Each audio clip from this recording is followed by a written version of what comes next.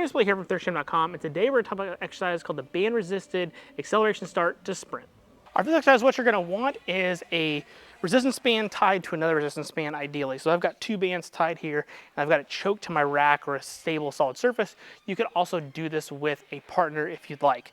What we're going to do is we're going to get in that band. And the reason we get the band doubled up, it's going to allow us some more leeway in terms of our resistance. We're not going to have that resistance hit super hard. It's going to be much more gradual, letting us get a couple more steps in with this particular drill.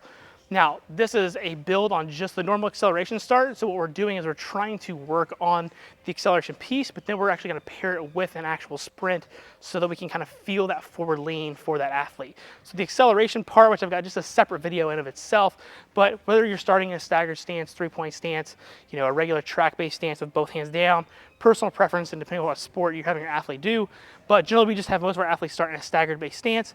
My leg that's up, chest is over that foot slightly, so I'm actually leaning forward into that band tension.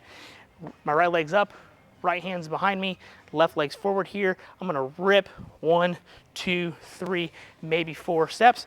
That first big rip, we wanna make sure that knee is coming up high. We're actually trying to push ourselves forward, not up. And that's what the band resistance allows us to do so that we can actually push through that super hard first step.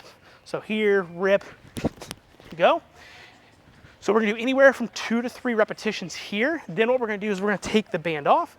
We're gonna step out to the side here, get in that same position, and then actually perform the sprint. So I'm not gonna be able to get everything here on camera that you can see, but the big thing here is that you're gonna take your acceleration starts, work on those mechanics, and then implement that into an actual sprint. The sprint that you do can be anywhere from 5, 10, 15, 20, 25 yards, really any kind of distance that you want. But since we're working on the start, I like to keep these usually on shorter distances. So usually 10 to 15 yards is the absolute most. We're just working on the acceleration. We're starting to pull up to get into that transitional phase before we get into max velocity. But we're really working on the starting mechanics of the sprint. So if you haven't had any questions about this exercise, just let me know in the comment section below. Thanks, have a great day.